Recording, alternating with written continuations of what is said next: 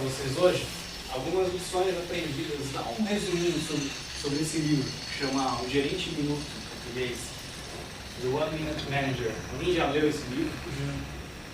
Isso, já leu? Legal. Então, o livro é esse aqui, né? Foi escrito por esses caras aqui e vendeu já mais de 3 milhões de cópias, já foi traduzido para mais de 37 línguas. É um livro bem curtinho, basicamente ele conta uma historinha, não é isso, Vista? Isso. Contando uma historinha e durante a história tem o personagem do gerente minuto e um cara que quer aprender qual que é o segredo desse gerente minuto, que é um cara muito bem sucedido. E ele tem um segredo, ele tem uma estratégia que ele usa, que é baseada em 3 técnicas. E na filosofia de que quando as pessoas se sentem bem, né, a respeito delas mesmas, do próprio trabalho, elas produzem bons resultados. Então assim, se você estiver em dúvida, né, pense sobre você mesmo. Quando você está se sentindo bem em relação ao trabalho que você está fazendo, quando você está motivado, quando você está contente, geralmente o resultado do seu trabalho, quando você está se sentindo assim, como é que é? Melhor, não é? Quando você está meio desmotivado, achando aquele negócio chato, achando que aquilo não vai levar a nada e tal, geralmente qual que é o resultado daquele trabalho que você está fazendo? Uma porcaria. Né? Então, tem basicamente 3 técnicas, que são esses segredos aí. Que é o One Minute Goal Setting, né? Definir metas em 1 minuto. One Minute Praising, que são os elogios de 1 minuto. E One Minute Reprimand, que seria, acho que a melhor tradução seria a repreensão, né? Então, a gente fala que tem que chamar a atenção de alguém porque ele não está indo no caminho esperado, não está indo no caminho que vai agregar valor, que vai gerar resultado. Então você precisa dizer para a pessoa, olha, o caminho não é esse. Né? Então, para começar, One Minute Goal Setting. Né? A primeira coisa é, a gente tem que deixar claro quais são as responsabilidades das pessoas, né? E pelo que elas vão precisar responder. Quais são as responsabilidades delas? Isso lembra bastante aquela pergunta do Gallup. Você lembra daquelas 12 perguntas do Instituto Gallup? E uma delas era, né? Que dizia a respeito do engajamento das pessoas. Então eram 12 perguntas que para todas as perguntas as pessoas respondessem que sim, significaria que o nível de engajamento delas estava muito alto. E uma das perguntas era isso, eu sei o que é esperado de mim no trabalho. Então é uma das coisas importantes. E, bom, aí a ideia é o quê? Que não vai ter surpresa. Você sabe o que é esperado de você. Você sabe por que você está ali naquela posição. Por que aquela organização precisa de você ali. O que você tem que fazer exatamente. E todo mundo sabe o que é esperado desde o início. Aí você faz o quê? Um alinhamento de expectativas. Às vezes quando o cara não sabe exatamente o que é esperado dele, ele acha que está indo bem, né? Mas para as outras pessoas ele está indo mal, porque as expectativas estão diferentes. Então, a primeira coisa, tem uns passinhos simples, né? A gente tem que concordar com as metas. Então, aqui eu e o Napa, é o seguinte, isso, você tem que atingir esses resultados e tal, você concorda com isso? Concordo, beleza, concordamos que é isso que tem que ser feito. Depois, a gente tem que definir exatamente o que significa um bom comportamento dentro daquilo, né, para atingir aqueles objetivos, aquelas metas, né? Depois, escrever essa meta numa folha de papel que tem que ter pelo menos 250, no máximo 250 palavras, ou seja, tem que ser uma coisa curta, tem que ser uma coisa que fique na cabeça do Napa o tempo todo, tem que ser uma coisa fácil de ler, tem que ser uma coisa bem direta, não pode ser aquelas metas cheias de texto e tudo mais, né, que ele não vai conseguir nem lembrar. Você fala, Luiz, por que você está aqui? Aí ele vai ter que pegar uma folha de papel e começar a ler para explicar para que ele está aqui. Aí ele fala, read and reread each goal, which requires only a minute or so, né, para que você possa fazer. Então você tem que ler aquilo o tempo todo, tem que estar bem claro para você. Depois pega 1 minuto de vez em quando, né, para você observar a sua performance em relação àquela sua meta. Então, está progredindo? O dia de hoje, como é que foi em relação a isso? Estou indo para frente, estou mais próximo de alcançar o que eu preciso ou não? E daí você analisa o seu comportamento também para ver se está ou não indo na direção daquela meta. Então esse é o primeiro segredo. Todo mundo tem que ter metas bem claras, tem que ser metas fáceis, e a pessoa tem que, de certa forma, se percebe que está se autogerenciando, uma vez que ela sabe a meta dela, ela está indo em busca de conseguir aquela própria meta. A gente concordou, fez um alinhamento, e a própria pessoa está indo atrás de conseguir aquilo. Então não precisa que ninguém ali está no comando, controle, o tempo inteiro, dizendo o que tem que ser feito e controlando para ver se a pessoa está indo naquela direção. A própria pessoa, uma vez que sabe quais são os objetivos dela e as metas dela, ela vai indo atrás daqueles resultados. O segundo segredo é o 1 Minute Praising, né? Seriam os elogios. Então você ajuda as pessoas a atingir o potencial máximo delas quando você as pega fazendo alguma coisa certa. Isso eu achei uma coisa legal, que ele fala assim, geralmente, né, a gente vê os gerentes, na maior parte das organizações, eles se aproximam das pessoas quando as pessoas fazem alguma coisa errada. Então, por exemplo, né, o Rodrigo fez alguma cagada, e aí naquele dia o Rodrigo me vê. Eu vou lá, chamo o Rodrigo, vem cá. Ó, você fez isso errado, isso aqui não está certo, você está muito mole, você está assim, você está assado. O pessoal da equipe está achando isso, está achando aquilo. Mas dificilmente o cara para falar, ó, parabéns, você está fazendo uma coisa certa. Daí ele dá o exemplo das crianças, por exemplo. Porque é tudo sobre comportamento, né? Você quer que, para que as pessoas tenham melhores resultados, para que a organização seja bem sucedida, é esperado que as pessoas tenham determinados comportamentos, bons comportamentos.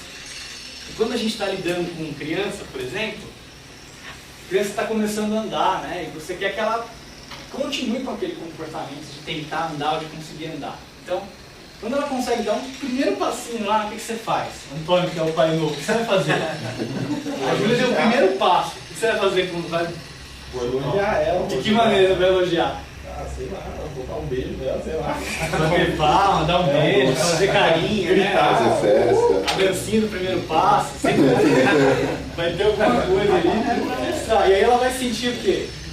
Que ela tem que fazer mais daquilo, que ela tem que continuar com aquele comportamento, né? Quando a criança dá o... Agora se ela cair, se ela fizer alguma coisa errada, o que você vai fazer? Eu vou ajudar ela a levantar, tá? Você vai lá bater nela? Não, tá dando direito, pá! Então assim, intuitivamente, né, em várias coisas que a gente vai ensinar as pessoas a fazer fora de uma organização, fora de uma empresa, a gente já tem, né, esse comportamento. A gente estimula o bom comportamento e não pune no mau comportamento. E a pessoa sabe exatamente o que ela tem que fazer mais. Agora, se a criança cair e você bater nela, provavelmente ela vai ficar com medo de tentar de novo. Então você não vai conseguir o que você quer, que é que ela desenvolva aquele bom comportamento. Muitas vezes, quando a gente... É interessante isso também na criação de animais, né? Muita gente faz isso também. Quando o animal faz alguma coisa errada, bate nele. Mas isso não significa que ele vai ter um bom comportamento. Quando você criava cavalo lá, o cavalo fazia uma coisa errada, batia nele. Então, tinha uma época assim logo no começo que a gente começa a mexer com animal, a gente começa a tratar dessa forma. Depois você vai pegando experiência e também você vai adquirindo um certo conhecimento referente àquele meio, você vê que esse não é o caminho. E você indo pelo caminho do agrado, você consegue mais coisas do que pela violência. Do que pela punição, né? Tem até um livro lá, famoso, O Criador de Cavalo, né? Que ele fala isso. Não precisa bater no cavalo para ele ter o comportamento certo, né? É o encantador de cavalos. Encantador. Oi? Você viu esse livro? Então é mais ou menos assim. Agora nas organizações a gente faz o contrário, não faz? Dificilmente você elogia o cara pelo bom comportamento, por ele estar fazendo as coisas certas, mas se o cara pisar na bola, você vai lá e... Então justamente trazer essas ideias intuitivas para dentro da organização. Então fala para as pessoas, né, de início, que você vai observar o que elas estão fazendo, né? Deixa isso claro, pega a pessoa de surpresa, olha, seus comportamentos na organização, o seu trabalho vai ser observado e você vai receber feedback sobre isso, tudo bem? Ah, tudo bem. Então quando a pessoa faz uma coisa certa, elogia a pessoa na hora. Imagina que a filha do Antônio lá deu o primeiro passinho, aí o Antônio está terminando de ver a novela lá, tal, depois de meia hora ele desliga e vai bater palma. Ela não vai entender nada, né, do que está acontecendo. Então, É claro que assim, nós não somos crianças e nem animais, não é isso que eu estou falando, né? Somos pessoas adultas. Mas quando você elogia as pessoas logo na sequência daquele bom comportamento que elas tiveram, né? A tendência de que elas repitam aquele comportamento também é maior, da mesma maneira. Seja específico sobre o que elas fizeram certo, para que elas saibam exatamente qual comportamento que elas têm que repetir, né? Qual o resultado que elas têm que continuar alcançando. Fala para elas como você se sente, né, a respeito do que elas disseram e como isso ajuda a organização e as outras pessoas que trabalham lá, como aquele bom comportamento foi benéfico. Aí para por um momento, né, de silêncio para mostrar, né, que você está se sentindo bem, como você se sente bem, como você está satisfeito em relação àquilo lá.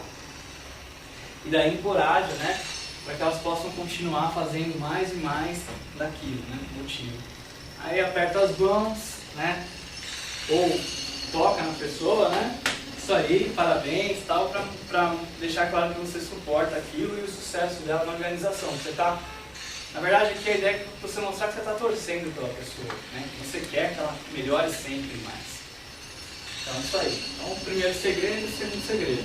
E o terceiro segredo do gerente minuto é o One Minute Reprimand, que seria justamente como é que eu tinha traduzido? Reprimir, né? Repreensão. Então, acho que tem uma palavra melhor para isso, mas eu não estou encontrando ela.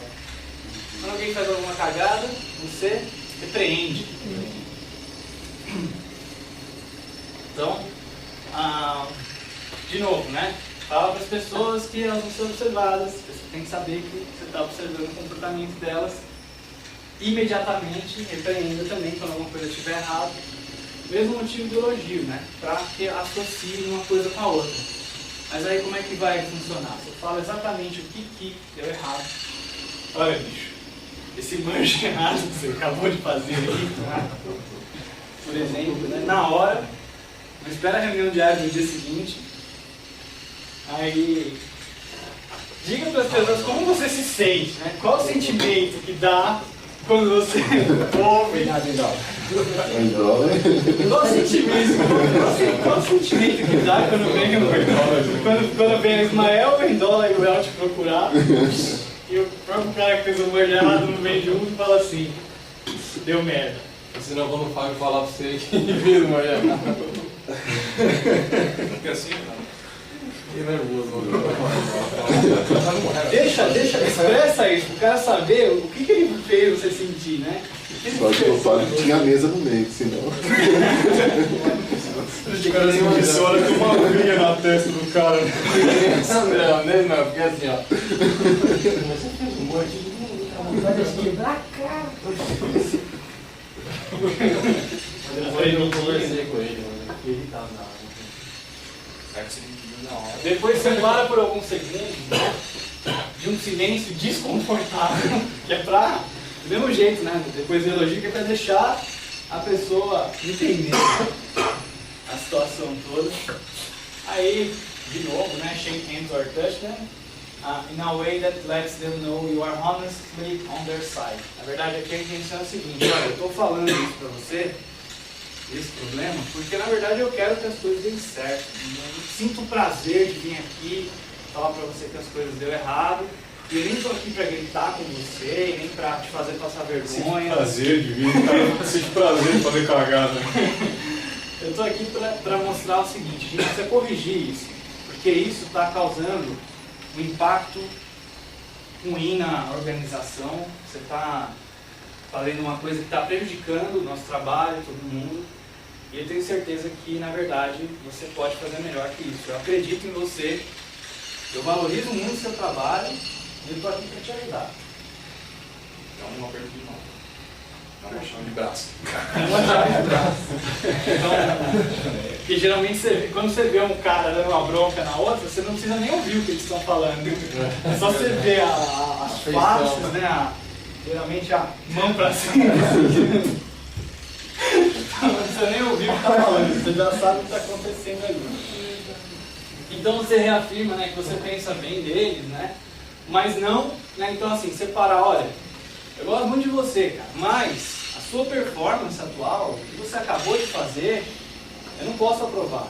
Isso não está certo, isso não pode continuar assim. Então é separar, mostrar, ó, agora eu não gosto mesmo de você, eu não estou com raiva de você, ou querendo te prejudicar. Na verdade eu quero te ajudar, só que a sua performance atual não pode continuar assim. Tem que mudar, tem que ser diferente. E daí, quando acabou, acabou. Né? Tem aqueles caras que assim, sei lá, aconteceu alguma coisa errada. Só que o cara não consegue deixar aquilo embora. Nós tivemos uma conversa e acabou. E aqui 5 minutos, puta que pariu, mas aquele manjo errado pegou a gente. Você acabou de dar acabou de falar com o cara e não acaba. Aí passa meia hora. Não, eu não consigo me conformar. O cara errou de novo, meu. Não, eu não. Aí para, tal, o cara tá lá programando, tá, sério, mudou o assunto.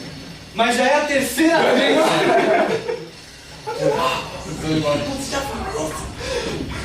Então, você não consegue acabar aquilo, né? E aquela sensação, né, de culpa no cara por ter feito uma coisa errada e tudo mais, aquilo vai se prolongando. Eu sei. Eu sou assim. Então, a ideia qual que é? A gente tem que acabar. Acabou, já falei, você entendeu a mensagem? Você entendeu que tem que mudar? Você entendeu que se continuar assim não vai dar certo? Isso daí que você está falando serve para tudo na vida. Sim. É verdade mesmo. Até em casa, Até né? em casa. Você tá jantando na mesa lá e continua falando aquilo que Você já falou, sei lá, com a sua mulher, com a sua mãe, com quem, você continua. Exatamente. Cutucando. Então, não, como está comunicado já, a pessoa já entendeu. Acabou, já passou a repreensão, acabou. Mas e se depois, mesmo da repreensão? Não nem nesse caso, pensando no outro caso. Continuar acontecendo sempre, Continua, né? Aí eu acho que chega um momento que daí você o livro não fala isso, né? O Money Manager não fala nada sobre demissões e tudo mais. Mas eu acredito assim, essa já é a minha opinião, todo mundo merece uma oportunidade de ter um comportamento diferente quando a primeira pessoa tem que saber o que é esperado dela. Vamos supor que eu espero, por exemplo, sei lá por quê, que o Rodrigo tenha uma determinada performance. E ele nem sabe disso. Ele acha que a performance dele está ótima. Eu não comunico ele disso. E aí depois chega um belo dia e eu falo, ó, Rodrigo, infelizmente não dá mais pra trabalhar aqui com a gente porque a tua performance está ruim. Vai tomar um susto, né? Fala, nossa, eu achei que eu estava super bem, que eu estava arrasando. Então a primeira coisa que tem que ter é esse alinhamento de expectativas que ele fala. Ou seja, o Rodrigo sabe o que é esperado dele. A gente está no mesmo nível de expectativa. E, bom, aí ele não está atingindo essas expectativas, né? Ele está fazendo um monte de coisa que está errada, que não está dando certo. A primeira coisa é o seguinte, ele tem que estar ciente disso. E isso aqui vai ajudar ele a ficar ciente disso. Porque na hora que ele fizer a coisa que está levando para o buraco, ele vai saber na hora, né? Se isso continuar se repetindo, ele está ciente, ele está percebendo que as oportunidades foram dadas. Se ele não mudar de comportamento, porque às vezes ele pode não querer mesmo mudar de comportamento. Então, não, vou manter esse comportamento porque eu acho que assim está certo. Então, muitas vezes é o caso de dizer, olha, o seu comportamento não está alinhado com o que a organização espera. Isso já ficou claro para você, você teve várias oportunidades de alinhar o seu comportamento. Você optou, você escolheu não mudar. Você não pediu ajuda, você não mudou o comportamento. Então, você não é uma pessoa adequada para trabalhar aqui. Aí ele vai embora. Nesse sentido, ele vai entender. Porque estava bem claro, né? Estava bem claro para as duas partes. Eu vejo dessa maneira. Porque você não consegue mudar a pessoa. A porta da mudança, ela está do lado de dentro. O que você consegue fazer é mudar o ambiente e mudar o processo. A pessoa não. Então tem determinados comportamentos, por exemplo, isso já fugiu totalmente do livro aqui, né? Mas acho que é legal, já que surgiu a pergunta, a gente falar um pouco disso. O Pokayoke, por exemplo, lá do Link, da Toyota. É uma forma de você fazer o quê? Bom, o cara comete determinados erros por falta de atenção, certo? O que você pode fazer para que isso não aconteça mais? Cobrar a atenção do cara, ou seja, cobrar um comportamento diferente, mas que ainda assim é passível de erros, né? Que é um ser humano. Ou mudar o processo, de forma que o processo não permita que erros aconteçam. Você mudou o processo e corrigiu. A outra maneira é mudar o ambiente, mudar as ferramentas, né? Mudar o que está em torno daquele cara para que o ambiente direcione o comportamento dele de uma maneira diferente. Então, o pessoal, por exemplo, de engenharia de tráfego, isso, né? Não de tráfego, engenharia de tráfego, eles usam muito isso, né? Então, a tendência é o quê? Eles gostariam que os motoristas tivessem comportamentos mais responsáveis. Mas é difícil mudar o comportamento do motorista. Então, o que eles fazem? Eles usam sinalização, semáforos, rotatórios, uma série de ferramentas que tornam o ambiente mais responsável. Aliás, o ambiente que direciona o comportamento das pessoas a ser mais responsável. Coloca limite de velocidade, coloca um radar. Se você passar, você vai tomar uma multa. Lombada eletrônica. Se você passar com tudo, seu carro vai lascar tudo. Na verdade, o radar já é a forma de repreensão. Já é repreensão, né? Já é automático. Mesmo assim, o cara não divulgar o comportamento, ele vai perder a carta dele, né? Que é a demissão. Fala, olha, infelizmente, a gente tentou te ajudar a mudar de comportamento, mas você escolheu manter um comportamento irresponsável e agora você vai perder a carta. Você não pode mais dirigir. o vídeo tá prestes para ser demitido. E diz o seguinte, todo mundo é um potencial winner, né? Um vencedor.